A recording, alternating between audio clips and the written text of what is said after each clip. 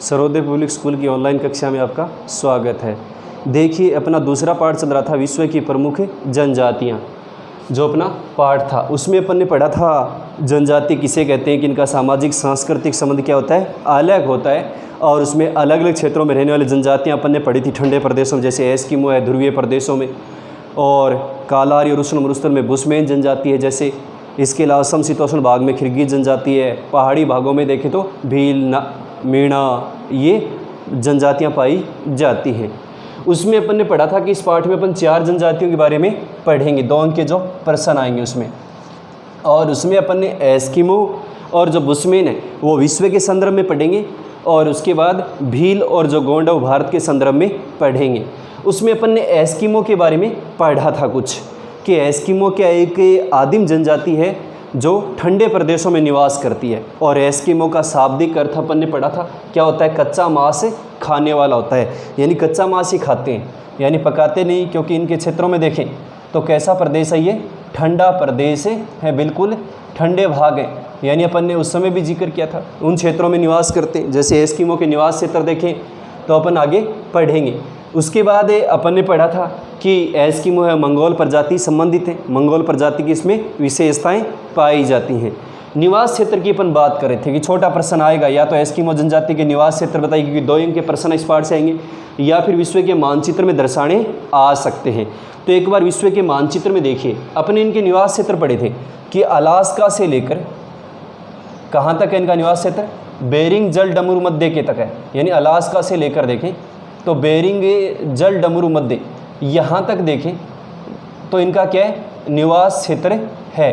Bearing जल डमरू मध्य का क्षेत्र है। तो अलास्का देखें तो कनाडा के पश्चिम का ये क्षेत्र है। देखिए मानचित्र में भी आ सकता है। ये पूरा क्षेत्र किस में आता है, अलास्का का क्षेत्र आता है। अब ग्लोब पर देखें तो पूरी पृथ्वी है, लेकिन अगर विश्व के मानचित्र में देखें तो यहाँ से जैसे हो गई ये अलास्का हो गया, और इसके बाद देखें तो फिर से क्या होगा, यहाँ से एशिया का भाग शुरू हो जाता है, जो इस साइड में अपन ने दिखा रखा है। मानचित्र तो एक ही, पूरे ग्लोब पर देखें तो पूरी पृथ्वी को दर्शाया गया उस तरह से। तो ये अलास्का है, यहाँ से शुरू होकर आर्कटिक महासागर है जैसे, और बेरिंग जल डमरू मध्य देने बेरिंग सागर है, उनके मध्य दोनों को जोड़ता है स्थल भाग को। तो ये अलास्का है जैसे। ये कनाडा का क्षेत्र है। अपन ने पढ़ा था ये कौन सा महाद्वीप है, उत्तरी अमेरिका महाद्वीप है। और उत्तरी अमेरिका में याद हो तो एक तो संयुक्त राज्य अमेरिका देश है जैसे पूरा, और ऊपर वाला देश कौन सा है, कनाडा है। तो इसके ये क्षेत्र है जहाँ क्या करती है, एस्किमो जनजाति निवास करती है। यानी मानचित्र में दर्शाना भी आ सकता है एस्किमो का। यहाँ देखें तो कौन सा महाद्वीप है, दक्षिणी अमेरिका महाद्वीप है। ये तो महाद्वीप आपको ध्यान में रखना, ये कौन सा है, अफ्रीका महाद्वीप है जैसे। देखें पूरा ऊपर वाला देखें तो पूरा यूरोप का क्षेत्र आता है, और नीचे देखें तो कौन सा आता है, एशिया आता है, और यहाँ देखें तो कौन सा है, ऑस्ट्रेलिया है। तो ये तो अपन ने पहले ही पढ़े थे। महाद्वीप तो सबको ध्यान में होने चाहिए। और नीचे नीचे कौन सा है, अंटार्कटिका महाद्वीप है। तो कहने का मतलब इसके निवास क्षेत्र अपन को ध्यान में रखने। एक तो अलास्का का क्षेत्र हो गया, कनाडा का क्षेत्र हो गया, ग्रीनलैंड हो गया। ये सबसे बड़ा संसार का द्वीप है ग्रीनलैंड इस क्षेत्र में। और एक साइबेरिया का देखें तो ये पूरा उत्तर का क्षेत्र है, बिल्कुल ठंडा प्रदेश है। अपन ने जो ग्लोब पर भी देखा था कि 66.5 डिग्री से ऊपर का जो क्षेत्र आता है, आर्कटिक वर्ग जिसको कहते हैं, बिल्कुल ठंडे प्रदेश है। तो उन प्रदेशों में क्या करती है, एस्किमो जनजाति निवास करती है। तो ये है एस्किमो जनजाति के निवास क्षेत्र। यानी या तो सीधा प्रश्न लिखना आएगा कि एस्किमो जनजाति कहाँ निवास करती है, तो नाम लिखिए। तो उसको नाम लिखना है अलास्का से बेरिंग जल डमरू मध्य का जो क्षेत्र है, जिसमें देखें तो उत्तरी साइबेरिया का क्षेत्र हो गया, जैसे कनाडा है, ग्रीनलैंड है, उत्तरी साइबेरिया है, बिल्कुल ठंडे टुंड्रा प्रदेश है जहाँ हमेशा क्या जमी रहती है, बर्फ़ है जमी रहती है। तो ये क्या है, एस्किमो जनजाति के निवास क्षेत्र है। उसके बाद अपन ने आर्थिक क्रियाकलाप पढ़ा था एस्किमो जनजाति का। अपन ने आर्थिक क्रियाकलाप में पढ़ा था कि इनका मुख्य क्रियाकलाप क्या है, आखेट करना और भोजन संग्रहण है। और आखेट में भी अपन ने पढ़ा था कि ये सील मछली पाई जाती है, उसका क्या करते हैं, बसंतकालीन ऋतु में शिकार करते हैं। 2 विधियाँ पढ़ी थी, एक माऊपाक और एक इत्रपाक। माऊपाक में तो जैसे ही इनको पता चलता है कि श्वास लेने के लिए जो छिद्र बने होते हैं समुद्र तट, उसके पास मछली आएगी, तो ये क्या कर लेते हैं, माऊपाक में प्रतीक्षा करते हैं और उसका शिकार कर लेते हैं। और इत्रपाक दूसरी विधि होती है जिसमें एक छड़ होती है हड्डी की, वो डाल देते हैं छिद्र में, और जैसे ही मछली आती है तो एक दूसरा व्यक्ति उसको इशारा कर देता है, और उससे क्या जैसे ही इसको पता चलेगा मछली आई तो उसका क्या कर लेते हैं, वो शिकार कर लेते हैं। वो क्या है, इत्रपाक विधि है शिकार करने की।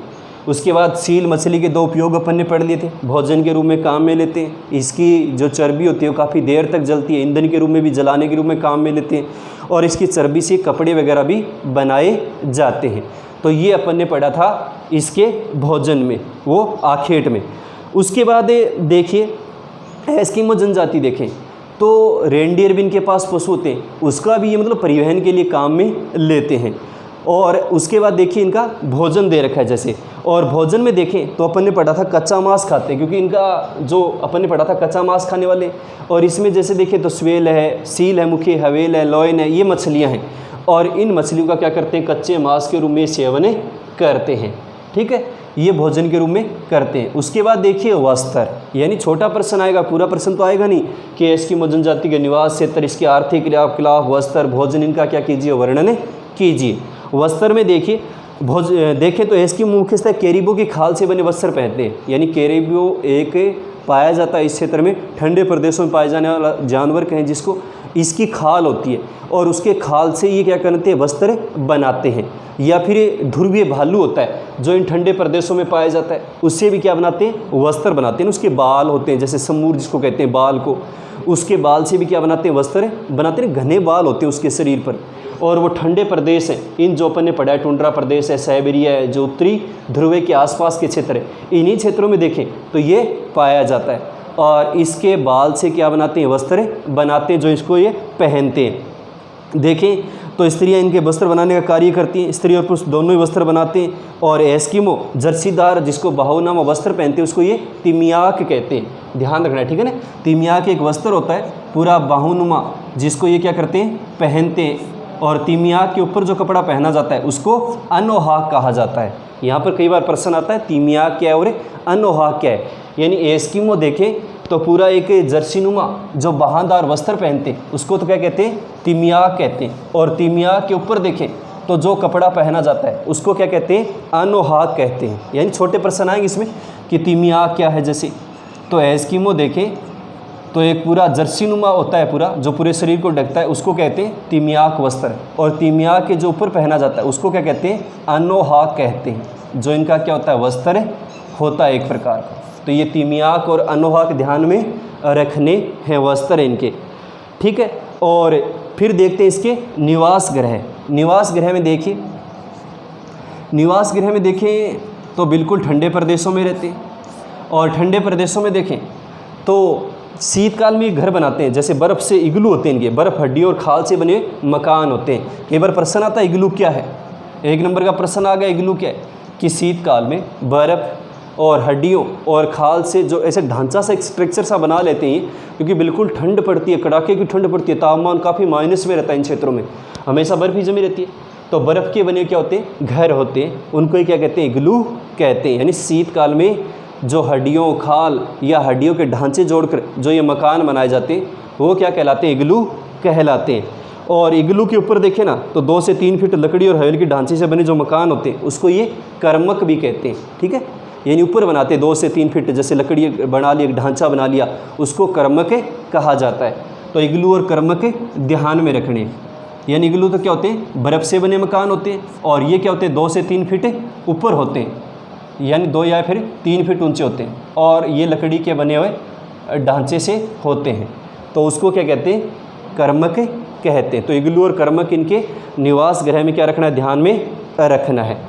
उसके बाद कुछ शब्द आए, जैसे कयाक है, चमड़े से बनी एक नाव होती है। यानी छोटा ही प्रश्न आएगा कयाक क्या है, तो बताना है कयाक क्या होती है, चमड़े से बनी एक नाव होती है जो 5 मीटर लंबी और 1.5 मीटर क्या होती है, चौड़ी होती है।